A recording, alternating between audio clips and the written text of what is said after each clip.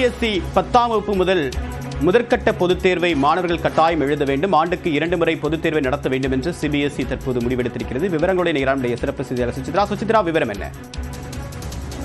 CBSE தேர்வுகளை 2 முறை நடத்துவதற்கான அந்த திட்டத்திற்கான ஒப்புதல் தற்பொழுது அதிகாரப்பூர்வமாக சிபிஎஸ்இனுடைய மையத்தால் அதிகாரப்பூர்வமாக வழங்கப்பட்டுள்ளது. மிக முக்கியமாக ஆண்டுக்கு 2 முறை தேர்வுகளை எழுதும் வகையில் குறிப்பாக 10ஆம் வகுப்பு மாணவர்களுக்கான இந்த ஒரு phase 1, phase 2 என்ற அடிப்படையில் ஆப்ஷனலாக அந்த ஒரு 2வது தேர்வை எழுதுவதற்கான ஒரு நடைமுறைக்கான ஒப்புதல் என்பது ஏற்கனவே வரையறுக்கப்பட்ட அந்த விதிமுறைகள் அடிப்படையில் நடைபெறுவதற்கான ஒரு பரிந்துரையை மத்திய அரசுக்கு சிபிஎஸ்இ வழங்கியிருந்த நிலையில் 2026ஆம் ஆண்டு கல்வி ஆண்டு முதல் இந்த ஒரு திட்டத்தை செயல்படுத்துவதற்கான ஒரு ஒப்புதலை சிபிஎஸ்இ ஆனது வழங்கியுள்ளதாக அதனுடைய அதிகாரி சானியம் பரத்வாஜ் தற்போது அதிகாரப்பூர்வமாக அறிவிப்பை வெளியிட்டுள்ளார். மேலும் கட்டாயமாக 10ஆம் வகுப்பு சிபிஎஸ்இ மாணவர்களுக்கு இந்த ஒரு தேர்வு என்பது நடைபெறும் என்ற ஒரு அதிகாரப்பூர்வ அறிவிப்பையும் அவர்கள் வெளியிட்டுள்ளது மிக முக்கியமாக பார்க்கப்படுகிறது. முதல் கட்ட தேர்வு என்பது நடைபெற்று முடிந்து அதன் பிறகு, அதாவது ஏப்ரல் மாதம் அதற்கான அந்த முடிவுகள் என்பது வெளியாகும் எனவும்,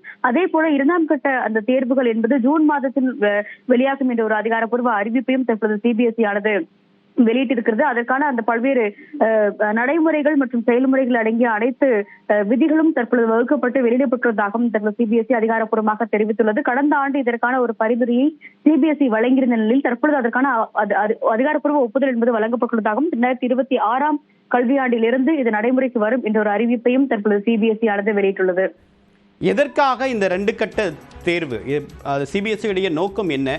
பெற்றோர்கள் இதற்கு என்ன கருத்து கடந்த காலங்களில் தெரிவிச்சாங்க?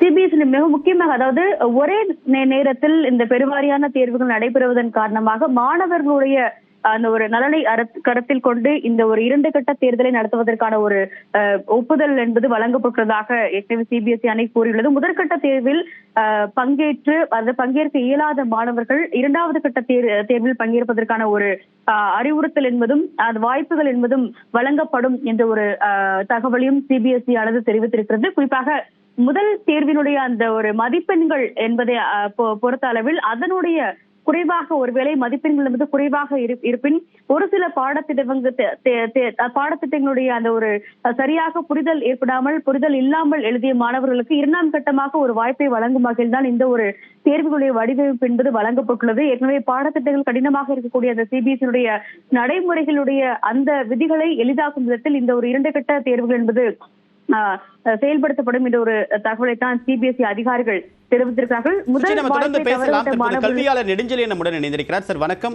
சிபிஎஸ்இ உடைய இந்த அறிவிப்புக்கான நோக்கம் என்ன? இது எந்த மாதிரியான தாக்கத்தை ஏற்படுத்தும்? இது ஃபர்ஸ்ட் சிபிஎஸ்இ ஒரு பிளானிங்கே பண்ணல அப்படிங்கறது ரொம்ப தெளிவா தெரியுது. ஏன்னா இது கவர்மெண்ட் நார்ம்ஸ் ஒரு வருஷத்துக்கு 2 தடவை எக்ஸாம் கொண்டு வந்தாங்கன்னா குழந்தைங்களோட டீச்சிங் பேட்டர்ன் அண்ட் சைக்கிள் மாறும். இப்போ ஒரு சிலபஸை முடிக்கிறதுக்கே டீச்சர்ஸ்க்கு மினிமம் ஒரு 8 to 10 months தேவைப்படுது. இந்த 8 to 10 months எக்ஸாம் நீங்க 6 monthsல கொண்டு வந்து சிலபஸை கம்மி பண்ணி என்ன பண்ண போறாங்கிறது ஒரு கிளாரிட்டியே இல்லை. இது ஃபர்ஸ்ட் நாங்க ஒன்னு அனௌன்ஸ் பண்ணிடுவோம், அதுக்கப்புறம் தான் நாங்க ரிவர்ஸ்ல ஒர்க் பண்ணுவோங்கிற மாதிரி இருக்கு.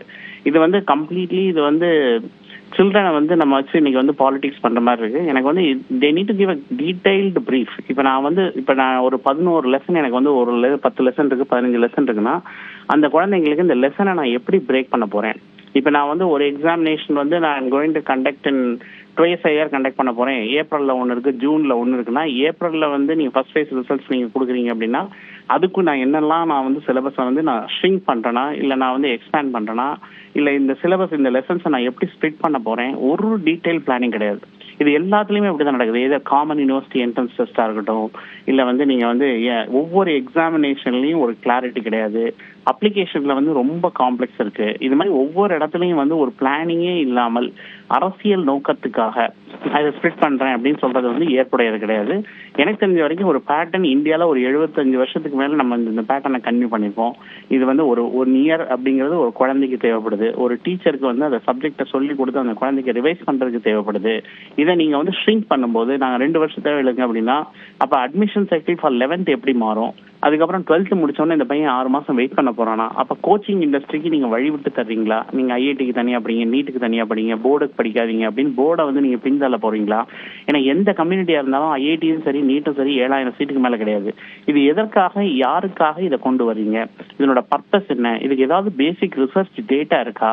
இந்த டேட்டா உங்களுக்கு என்ன ரிவீல் பண்ணிருக்கு? இத்தனை வருஷம் நாங்க இதை பண்ண ரிசல்ட்ஸ்ல இது சரியில்லை அப்படிங்கறத எந்த அத்தன்டிசிட்டியை வச்சு நீங்க ப்ரூவ் பண்றீங்கன்னு சொல்லாமல் இது ஒரு பொலிட்டிக்கல் கேம் பிளான் மாதிரி கொண்டு வரது வந்து ஏற்புடையது கிடையாது. எனக்கு தெரிஞ்ச வரைக்கும் இது ஃபர்ஸ்ட் நீ அனௌன்ஸ் பண்ண வேண்டியது இதுதான் ப்ராசஸ். இதுல இத்தனை சிஸ்டம் இருக்கு, இத்தனை லெசன் இருக்கு, இந்த குழந்தைங்களை நாங்க இப்படி ஸ்பிளிட் பண்ண போறோம், இப்படி பண்ண போறோம்னு சொல்லிட்டு நீங்க இந்த டேட்டா 2 தடவை நாங்க பண்றோம்னு அனௌன்ஸ் பண்ணீங்கன்னா பெட்டர். அது எந்த ஒரு பிளானிங்கே இல்லாம இது எப்படி டிமானிட்டைஸ் பண்ணமோ அது மாதிரி எஜுகேஷனை டிமானிட்டைஸ் பண்றதுங்கிறது ரொம்ப தெளிவா வந்து இன்னைக்கு இந்தியாவோட கிராஸ் என்ரோல்மெண்ட் ரேஷியோவே வந்து school education to higher education 28.6. நான் இப்போ 10th ஸ்பிளிட் பண்ணனா, குழந்தைங்களை 2 ஸ்பிளிட் பண்ணனா, 6 மாசம் அந்த குழந்தைங்க படிக்காம இருந்துச்சுன்னா அந்த குழந்தைங்களோட ஃப்ளோ வந்து அஃபெக்ட் ஆகும். இந்த எஜுகேஷனோட ஒரு இப்போ நீங்க வந்து கோவிட் வந்ததுல ரிசர்ச் என்ன சொல்றாங்கன்னா குழந்தைங்களோட எஜுகேஷன் 25 இயர்ஸ் பின்னாடி வந்துட்டாங்க அப்படிங்கிறாங்க. இப்போ நான் வந்து கோவிடுக்கு அப்புறம் வந்து இப்போ ஒரு குழந்தை 3 மணி நேரத்தில் எக்ஸாம் எழுத முடியாது. ஏன்னா அந்த குழந்தைக்கு வந்து அந்த ஸ்பீடு வந்து குறைஞ்சிருக்கு. அப்ப நீங்க எஜுகேஷன்ல ஒரு 6 மாசம் கேப் கொடுத்தீங்கன்னா அந்த தாக்கங்கள் குழந்தைகளை எவ்வாறு பாதிக்குங்கிறத பத்தி ஒரு ரிசர்ச் பண்ணாமல் எந்த ஒரு பிளான் இல்லாமல் நான் இப்படிதான் பண்ணுவேன் அப்படிங்கறது வந்து பண்றது வந்து ஏற்புடையது கிடையாது. இதை பற்றிய ஒரு டீடைல்டு ஒரு டிஸ்கஷனோ டிபேட்டோ what is a plus and minus என்ன, ப்ரோஸ் அண்ட் கான்ஸ் என்ன அப்படிங்கறத பார்க்காம இதை இம்ப்ளிமெண்ட் பண்றது இது வந்து இந்தியா வந்து இன்னைக்கு ஒரு நல்ல பொசிஷன்ல இருக்கு. இந்த பாப்புலேஷன் வேர்ல்ட்லயே கிடையாது. நிறைய கண்ட்ரிஸ் வந்து வார்ல இருக்கு, யங் பாப்புலேஷன்லாம் வாருக்கு போகுது. இந்த குழந்தைங்களை நம்ம நல்ல வகையில கொண்டு வந்தோம் அப்படின்னா நம்ம நாட்டில் வந்து எஜுகேஷன் வழியா நம்ம வந்து உலகத்துல ஒரு நல்ல இடத்துக்கு போக முடியும். அப்படி இல்லைன்னா நீங்க வந்து சைனாவோட முன்னேற்றத்துக்கும் மற்ற நாடுகளோட முன்னேற்றத்துக்கும் வழிவிட்டு நம்ம குழந்தைங்களை வீணடிக்கிறதுக்கு நம்ம ட்ரை பண்ணிட்டு இருக்கோம். உங்களோட விரிவான கருத்துக்களுக்கு மிக்க நன்றி திரு நெடுஞ்செழியன்.